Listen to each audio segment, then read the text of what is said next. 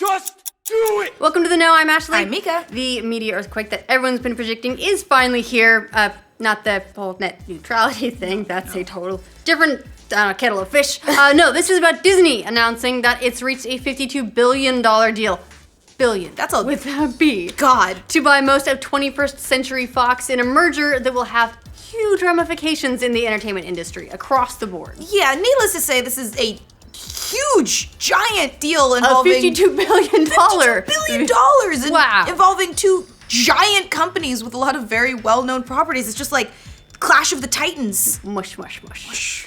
Aside from bringing a lot of Marvel characters back into the fold, which is where you'll get a lot of the headlines being like, yeah, we got Fantastic Four, we got X-Men. This is also a move by Disney to beef up its library to compete with all the tech giants like Netflix and Google and Apple and Amazon as it prepares to roll out its own online video streaming services. So while this will finally enable Avengers versus X-Men, the real fight behind the scenes is Disney versus Netflix, Google, Amazon, and all the other tech giants. It's a platform thing. Exactly, and this giant battle for your eyeballs online. It's like Infinity War, but like suits instead of spandex. Corporate suits. A little less sexy. Little bit less. Unless it's a tight-fitting suit. Of course, this kind of mega merger won't be finalized until federal antitrust regulators approve it. But if it happens, and it's looking pretty likely, it will bring a legendary studio under the auspices of another legendary studio, which is huge. Yeah, the deal will basically include all of Fox, with some notable exceptions: Fox News, the Fox Broadcast Network, and the FS1 Sports Cable Channel. Yeah, okay, you can have those. Yeah. So what's Disney getting? Well, for one, it's getting the Fox Movie Studio, which was founded in 1935 and released the first Star Wars movie, along with Avatar, Deadpool, X-Men, classics like Home Alone, Wall Street, The Sound of Music, and so many more. Disney would also be getting the Fox Television Studio, which has series including The Simpsons, Homeland, This Is Us, and Modern Family. Disney is adding 21st Century Fox's chain of 22 regional cable sports networks. That's so much. Yeah, and as a part of the deal, Disney will also get the FX and National Geographic cable networks. Wow, that's a lot of stuff. So It's Always Sunny is going rated PG. Oh no. It does also mean properties like X-Men, Fantastic Four, Deadpool, a lot of the old school Marvel properties that they sold off back in the day will be coming back under Disney's portfolio, which means they'll come to Marvel Studios, and maybe now we will get, I don't know, let's just say like Simpsons and Kingdom Hearts 3. Okay, that's probably not going to happen. In fact, if it happens, it means the development is so far out that I really hope it's not in the cards. But still, it'd be a really great cameo. Just saying no more. Yeah, Deadpool for Kingdom Hearts 2K17. Disney CEO Bob Iger said in a statement about the merger, "We are honored and grateful that Rupert Murdoch has entrusted us with the future of businesses he spent a lifetime building, and we're excited about this extraordinary opportunity to significantly increase our portfolio of well-loved franchises and branded content to greatly enhance our growing direct-to-consumer offerings." As for the rest of Fox, Murdoch said that he'll spin those businesses and a handful of other properties into a new company.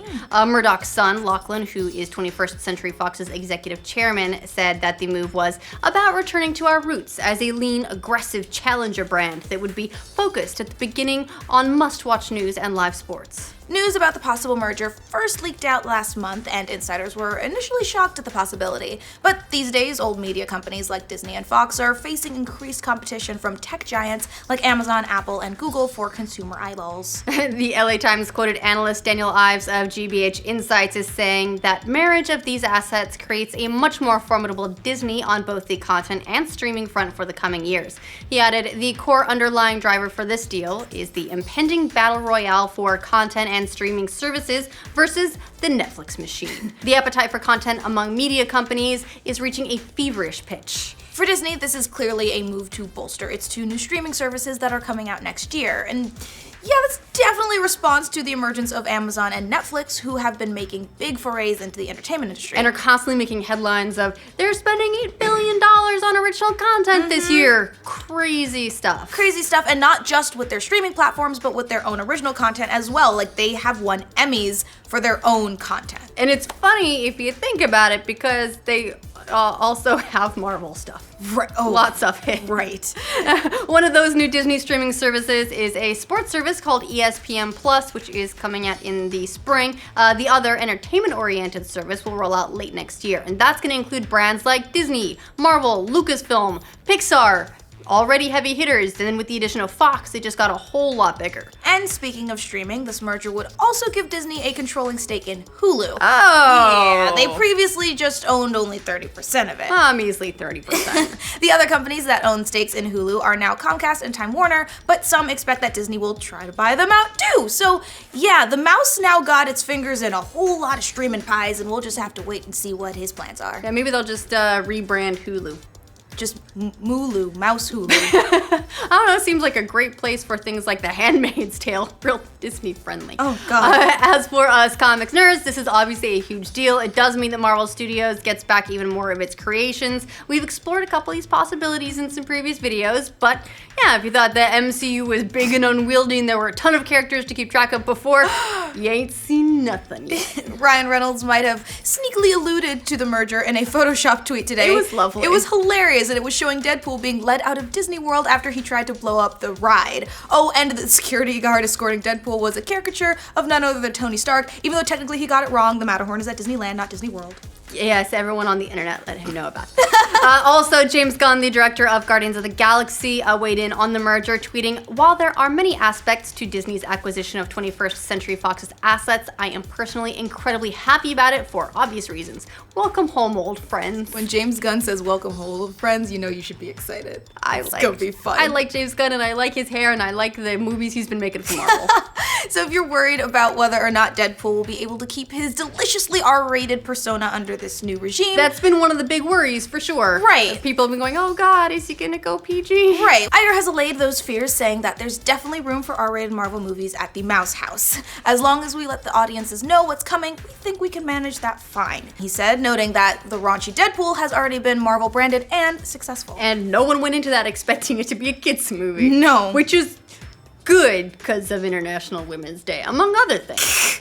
Sadly, though, the OG Wolverine, Hugh Jackman, has said that, well, previously he had said that he would love to pop up in the MCU, but that sadly he may not be reprising the character anymore.